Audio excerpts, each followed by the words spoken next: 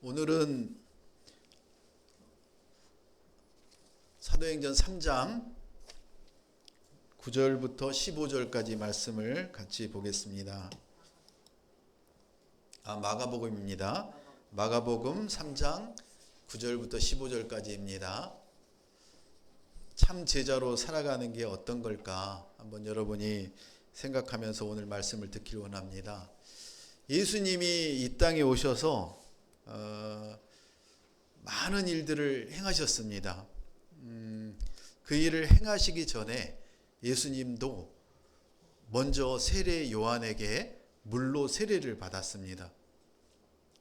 하나님이신 예수님이 이 땅에 오셔서 세례를 받는다는 거 여러분 이해가 되십니까? 그 능력이 임하고 하나님의 일을 이 땅에서 이루기 위해서 예수님도 말씀대로 세례를 받으시고 그 물로 세례를 먼저 보내신 요한에게 물 세례를 받자 어떤 일이 일어났느냐면 하늘이 열리고 그리고 하늘에서 비둘기와 같은 성령이 예수님께 임했다고 성경에서는 말합니다. 그리고 하늘에서 하나님이 말씀하십니다. 이는 내 사랑하는 아들이다라고 말씀하십니다. 예수님의 정체성은 바로 하나님의 아들이십니다. 그 하나님의 아들이 이 땅에 오신 이유가 바로 그리스도십니다. 그리스도라고 하시는 말씀은 뭐냐면 우리에게 구원을 이루시려고 오신 메시아라는 겁니다. 그래서 우리가 예수님을 예수 그리스도라고 얘기하는 겁니다.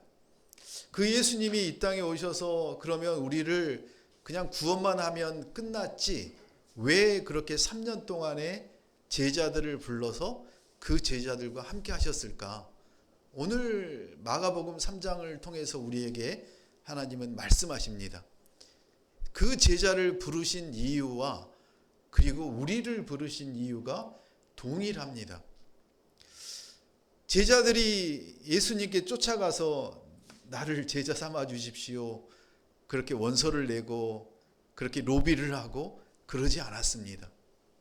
예수님이 강권적으로 그리고 스스로 찾아가서 그들에게 나를 따르라고 했습니다.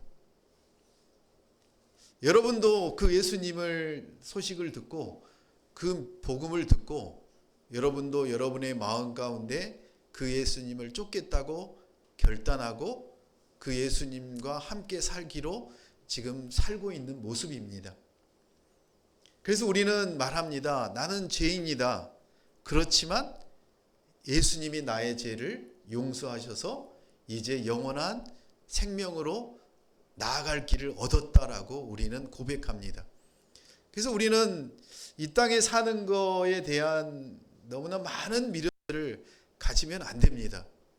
언제라도 하나님이 우리를 부르시면 나이가 어리거나 많거나 젊거나 늙었거나 많이 가졌거나 적게 가졌거나 어떤 상황 속에서도 우리는 예하고 그 부름에 순종해야 되는 것입니다. 그래서 세상 사람들은 많이 벌고 많이 얻고 많이 누리고 이 땅에서 모든 게 다 끝난다고 생각을 합니다.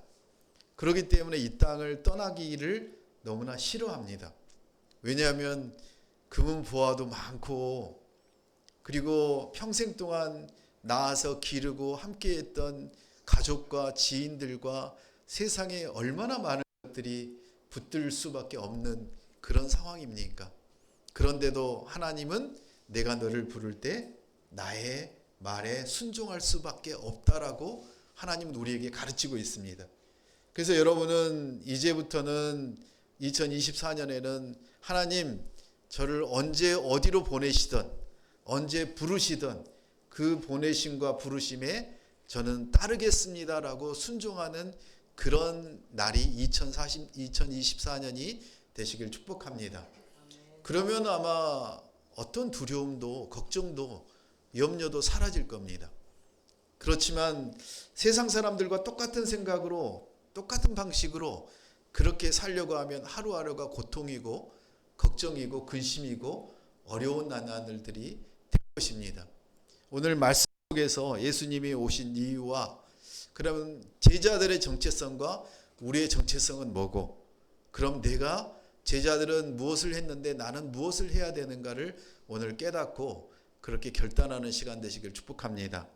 마가복음 2장 10절을 같이 보겠습니다.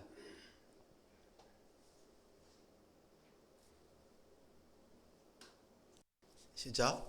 그러나 인자가 땅에서 죄를 용서하는 권세가 있는 것을 너희에게 알려주겠다. 그리고 예수께서 중풍 환자에게 말씀하셨습니다. 내가 내게 말한다. 일어나 내 자리를 들고 가거라. 예수님이 드디어 공생애를 시작하시면서 제일 먼저 모든 세상이 완전히 뒤바뀔 걸로 사람들은 생각을 했지만 그러지 않았습니다. 제일 먼저 누가 찾아오냐면 밤손님이 찾아옵니다. 사단 마귀가 먼저 예수님을 찾아와서 예수님을 유혹합니다. 그 유혹을 40일 동안 광야에서 예수님은 이기시고, 그리고 그 승리 이후에 누구를 찾아가냐면 하나님이 보내신 사람들에게 찾아갑니다. 그들의 고통과 아픔과 모든 것들을 해결하시고 그 병도 고쳐주십니다. 그래서 많은 사람들을 고쳐주자 엄청난 사람들이 몰려옵니다. 그 중에 어떤 사람이 있었냐면 스스로 걷지 못하고 갈 수 없는 중풍병자가 있었습니다. 그 중풍병자가 갈 수 없어서 그 친구들이 중풍병자를 들고, 그리고 예수님이 계신 그곳을 들어가려고 했더니 사람이 너무 많아서 들어갈 수가 없었습니다. 그때 그 친구들은 기발한 창의적인 아이디어를 냅니다. 어떻게 내느냐면 천장으로 올라갑니다. 지붕으로 올라갑니다. 그리고 지붕을 뚫고 그 중풍병자 친구를 내려보냅니다. 우리가 생각해 보면은 이게 가능할까? 우리의 지금 집안 구조로 보면 지붕을 뚫으려면은 위에서 어마어마한 막 시멘트 이런 것들이, 철근들이 떨어져야 되고 그 밑에 있는 사람들이 다 난리가 났을 텐데, 그 한국의 지붕 구조와 그 당시의 지붕 구조는 달랐습니다. 그래서 그것을 뚫고 친구들을 내려보낼 수 있었고, 그 친구들의 내려보낸 그 중풍병자를 보고 지금 예수님은 말씀하십니다. 인자가 땅에서 죄를 용서하는 권세가 있는 것을 너희에게 알려주겠다 하시면서 예수님은 중풍병자에게, 우리에게 지금 말씀하십니다. 뭐라고 말씀하십니까? 일어나 내 자리를 들고 집으로 가거라. 이게 타당하다고 생각하십니까? 거기까지 올 수 없어서 친구들이 데려왔는데, 그렇게 왔던 중풍병자에게 예수님은 청청병력과도 같은 얘기를 합니다. 거기서 만지시고 수술하시고 그리고 고쳐주셔야 되는데 그게 아니라 그 중풍병자에게 얘기합니다. 일어나 내 자리를 들고 가거라. 일어나 들고 가거라. 이건 무슨 얘기입니까? 너의 병이, 너의 중풍병이 이미 나았다라고 이미 말씀하시는 겁니다. 여러분의 죄가 이미 사해졌고 예수님이 여러분의 친구가 되어 주셔서 여러분은 하나님의 자녀가 되었다고 말씀하시는데, 우리는 매일 삶 속에서 어떻습니까? 아니, 제가 어떻게 걸어요? 제가 어떻게 저를 들고 왔던 것을 들고 가요? 말이 되는 겁니까, 예수님? 혹시 그런 삶을 살고 있지는 않습니까? 우리는 말씀을 보면서 말씀을 머리로 이해하려고 합니다. 그런데 그 말씀이 여러분의 마음을 움직이고 여러분이 행동하게 되어야 됩니다. 지금 이 중풍병자는 예수님의 말씀에 순종합니다. 일어납니다. 그리고 자기가 누웠던 그 침상을 듭니다. 그리고 집으로 갑니다. 무엇입니까? 이미 자기의 중풍병이 나았기 때문에 우리에게는 오늘 이 말씀을 통해서 우리에게 알려주십니다. 17절을 같이 읽겠습니다.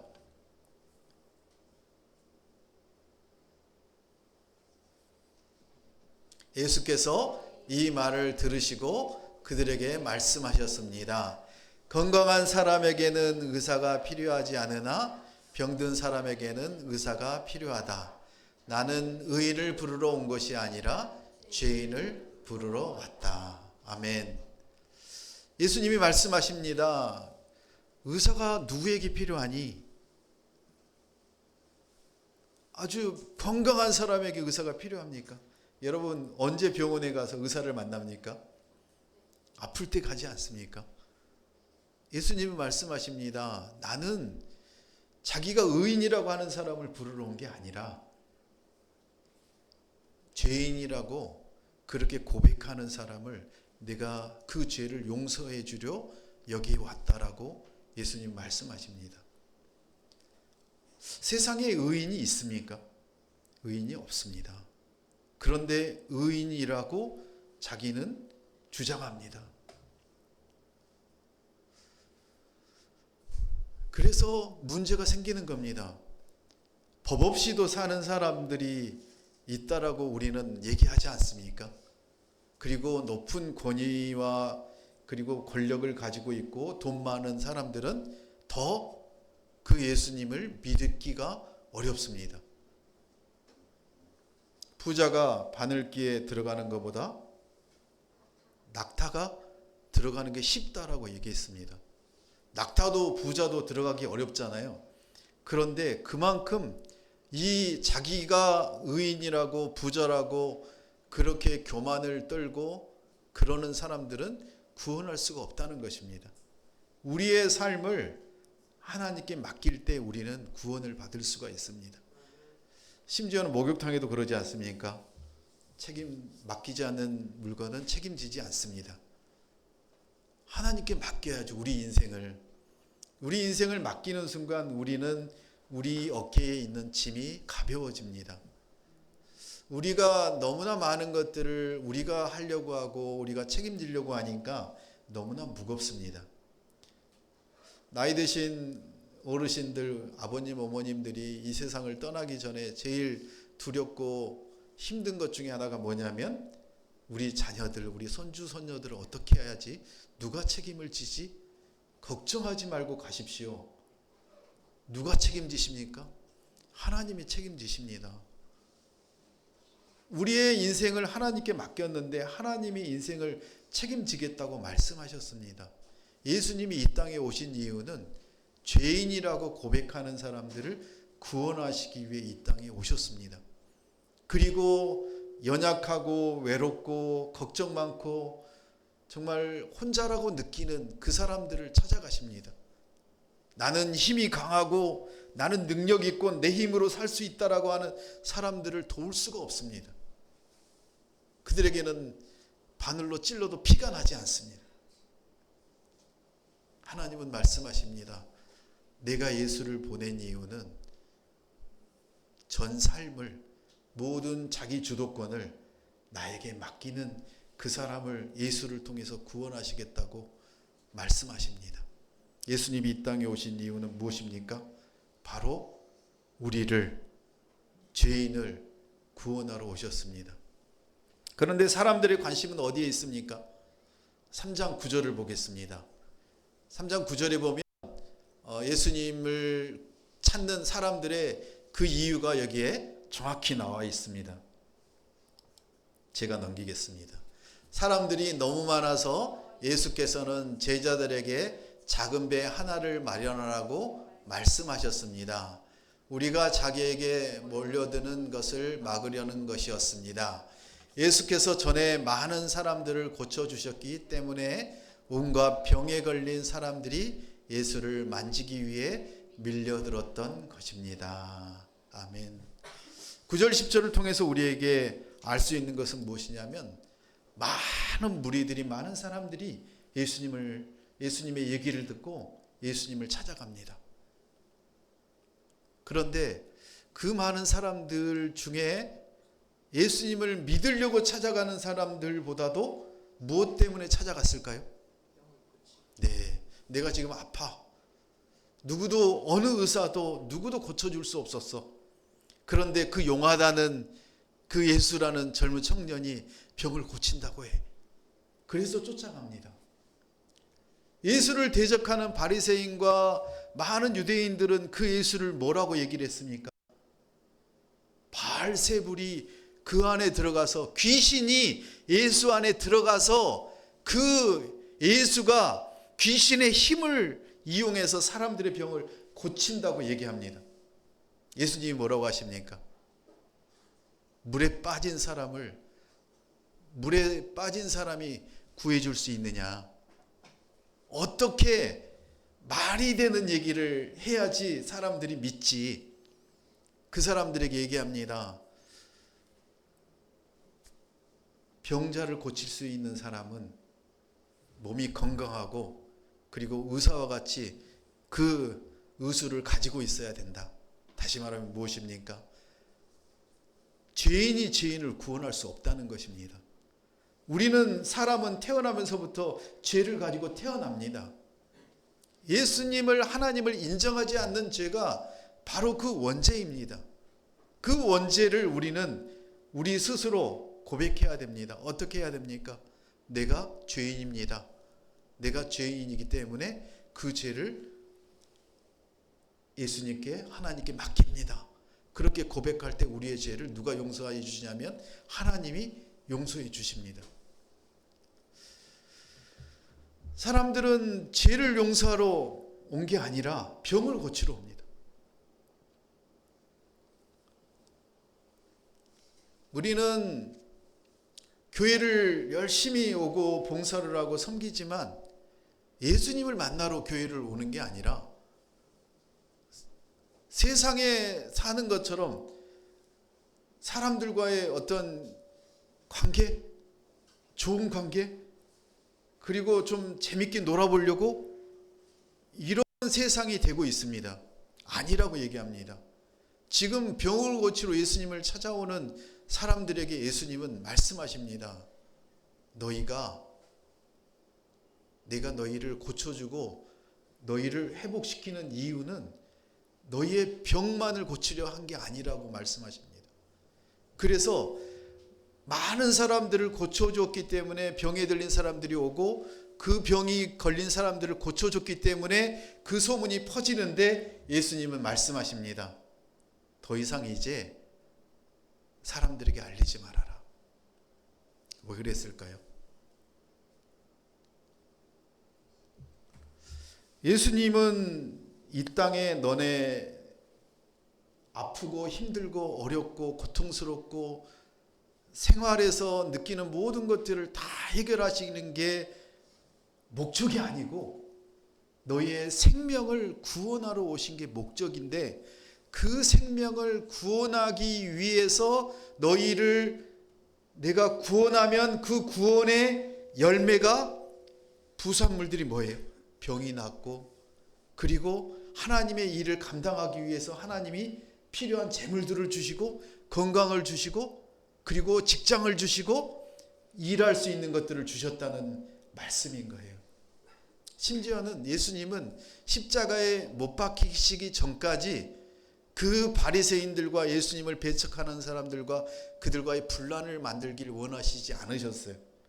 단순하게 내가 예수님이 병을 고치는 것 때문에, 그리고 주일날 손 마른 자, 병에 걸린 자들을 고쳐줬다는 것 때문에 그 사람들과 이렇게 논란을 원하시지 않았던 거예요. 11절 같이 읽습니다. 더러운 귀신들은 예수를 보기만 하면 그 앞에 엎드러져 당신은 하나님의 아들이십니다 라고 소리쳤습니다.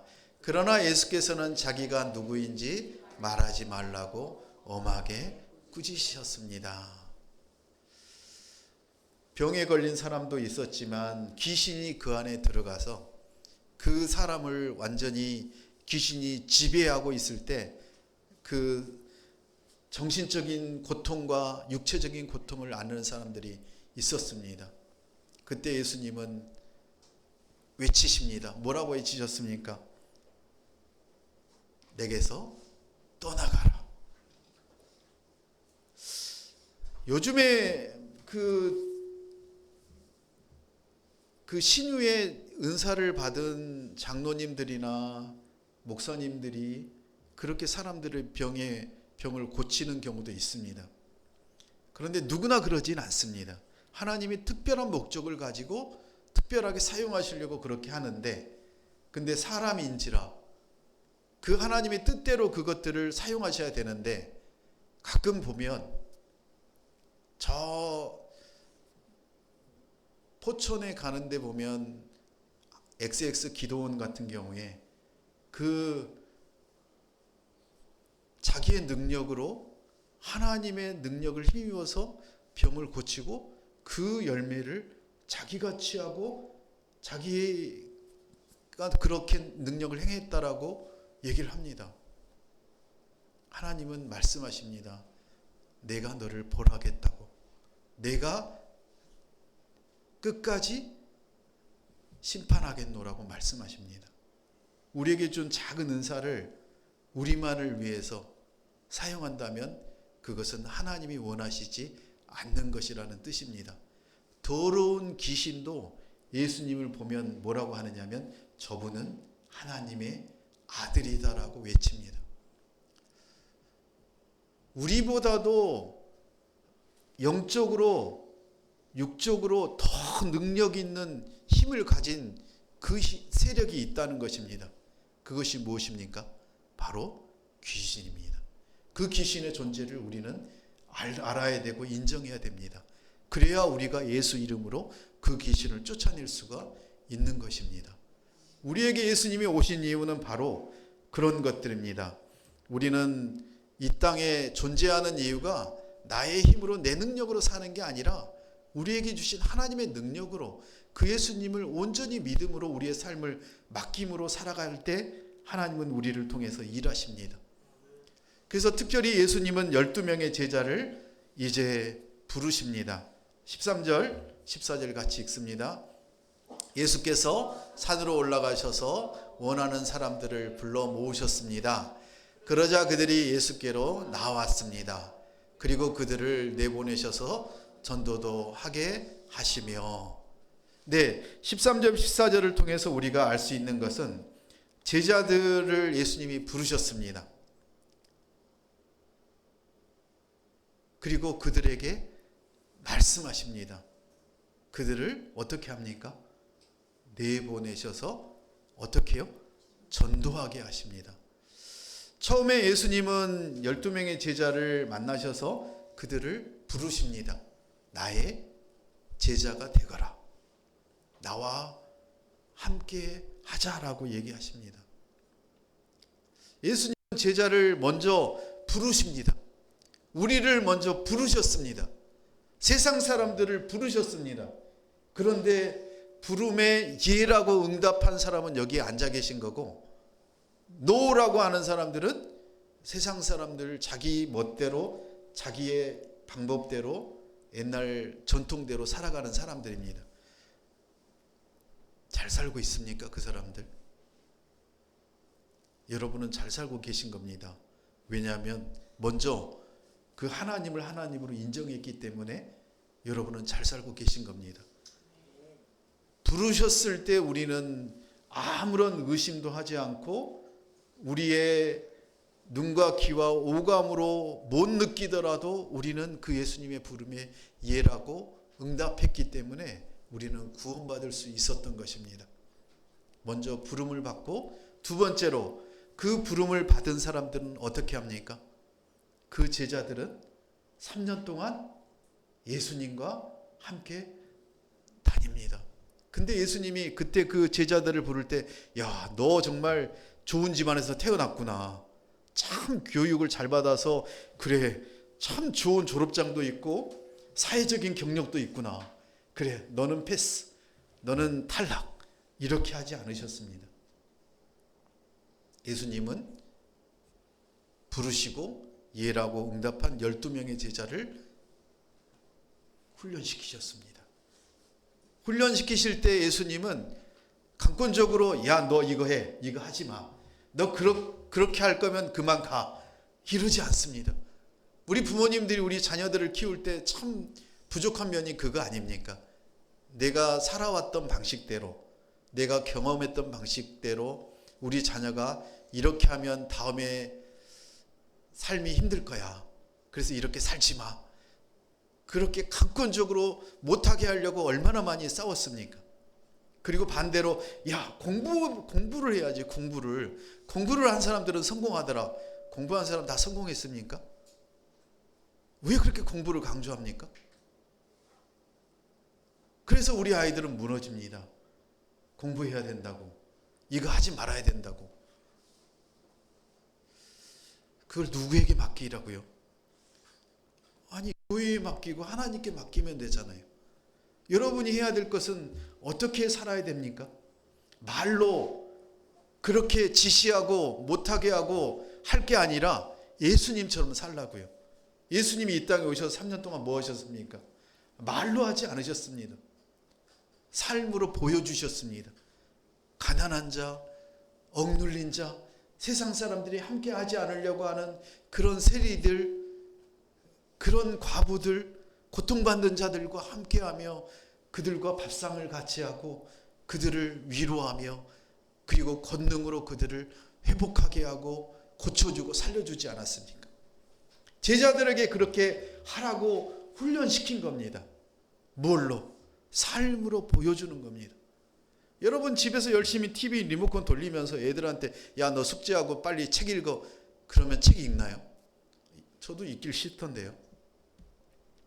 삶으로 보여줘야 됩니다. 우리 아이가 책을 읽기 원하면 같이 책을 읽어주는 겁니다.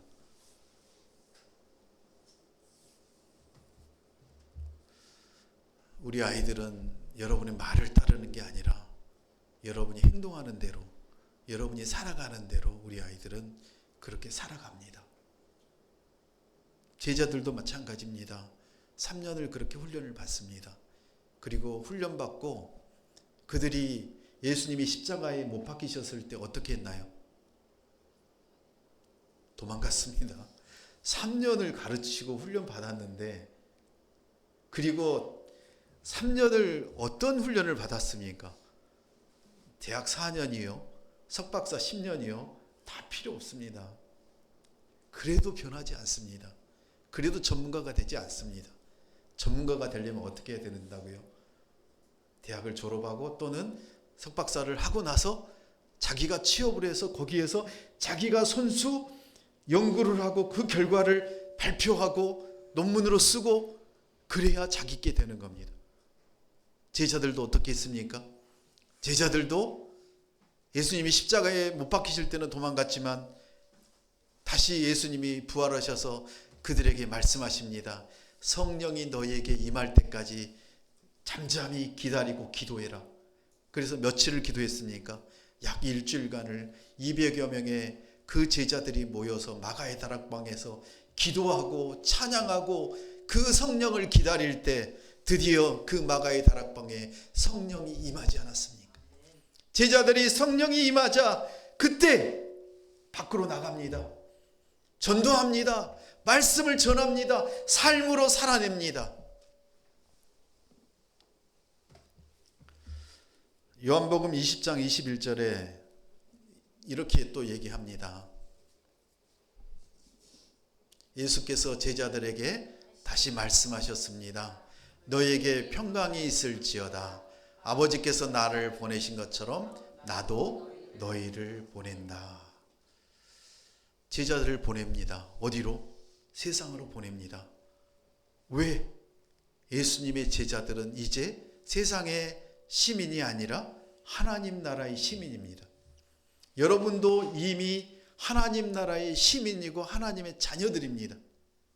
여러분이 어디로 보냄을 받았습니까? 기흥 온누리로, 그리고 여러분의 가정으로, 여러분의 직장으로 보냄을 받았습니다.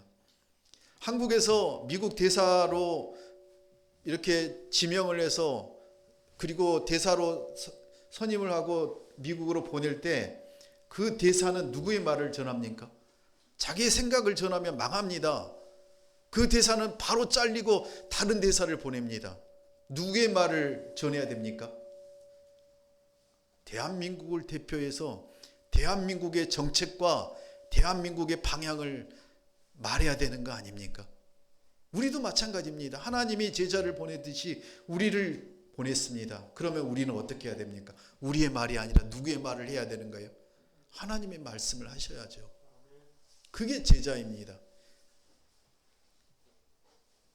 14절 15절 같이 읽습니다. 예수께서 12명을 따로 뽑아 이들을 사도라 부르시고 자기와 함께 있게 하셨습니다. 그들에게 귀신을 쫓는 권세도 주셨습니다. 아멘. 12명을 이제 뽑아서 세상에 보낼 때 그들을 사도라고 하고, 그리고 그들에게 뭘 줬느냐면 귀신을 쫓는 권세도 주셨다고 합니다. 우리에게도, 우리 각자에게 그런 권세와 능력을 주셨습니다. 그런 권세와 은사를 주셨는데 여러분, 그 은사와 권세를 어디에 사용하고 계십니까? 하나님의 나라를 전하고 확장하는데, 하나님의 영광을 나타내는데 사용하셔야죠. 그래서 우리가 매년 첫 주에 선교헌금을 작정하는 이유가 무엇입니까? 내가 선교사로 못 나가지만 선교사로 나가시는 분들을 내가 보내는 선교사로, 여기에서 그 대사의 직분을 감당하는 기도의 용사로, 그리고 후원자로 그렇게 함께 하나님의 사역을 감당하겠노라고 결단하는 거 아닙니까? 이제 2024년을 우리가 살아가는데 우리를 부르시고 하나님이 보내신 이유를 깨닫고 2024년 동안 우리가 그렇게 살아내길 원합니다. 특별히 예수님이 12제자를 이렇게 선발하신 이유가 뭘까요? 예수님이 12명의 그런 능력과 권위를 보고 선발한 게 아니라 예수님은 권위자이십니다. 모든 것을 하실 수 있는 분이십니다. 그래서 그 12명을 통해서 하나님의 일을 직접 하시기 위해서 그들을 선발하셨고, 그들과 함께 하시려고 그 제자를 선발하셨습니다. 함께 한다는 게 너무나 중요합니다. 그게 예배입니다. 그게 함께하는 큐티입니다. 그게 공동체인 겁니다. 여러분, 예배가 예배되게 하려면 바로 하나님이 제자를, 예수님이 제자를 부르신 것처럼 여러분을 부르셨다는 그 확신을 가지고 나아가시길 축복합니다. 그리고 15절에 부르신 이유는 두 번째, 귀신을 쫓는 권세를 주셔서 귀신을 쫓고 병을 낫게 하고 하나님의 일을 감당케 하시려고 부르신 것입니다. 그 귀신을 쫓아내고 병이 낫고 주변의 사람들이 살아나고 그렇게 걱정 근심이 없어지는 그런 상황이 된 것을 우리는 뭐가 임했다고 합니까? 하나님의 나라가, 하나님이 임했다는 증거입니다. 2024년의 표어가 무엇입니까? 그리스도의 담대한 증인입니다. 그 담대한 증인으로 살아갈 때 그런 증거들이 많이 나타나시길 예수님의 이름으로 축복합니다. 함께 기도하겠습니다. 12제자를 부르시고 보내셨듯이 우리를 부르시고 보내셨습니다. 예수님과 함께 진리로 양육되고 하나님의 나라를 증거하며 귀신을 축출하고 병을 고치며 전도자로 세워주길 원합니다. 주님, 연약하고 허물 많은 저희를 제자로 부르셔서 구원하시고 하나님의 나라의 사역에 참여하게 해주셔서 감사합니다. 오늘도 하나님 말씀과 은혜로 넘치도록 주님의 사명을 잘 감당할 수 있는 참 제자로서 세우신 이유를 알게 하시고 그렇게 또 보내셨다는 사실을 깨닫습니다. 이제 저희도 부족하고 연약하지만 온전히 하나님이 우리를 통해서 이 땅에 복음을 전하고 사람을 살리고 영원한 생명을, 하나님의 나라를 이 땅에 나타나게 하심을 믿고 그렇게 살아가길 원합니다. 주님의 그 사명을 하나님 나라의 대사로서 잘 감당할 수 있도록 우리의 실수도 우리의 연약함도 하나님 다 안아주시고 용서하여 주셔서 주님만을 바라보며 주님의 뜻과 주님의 지혜와 주님의 영광을 이 땅에서 나타낼 수 있도록 도와주시옵소서. 예수님의 이름으로 기도합니다. 아멘.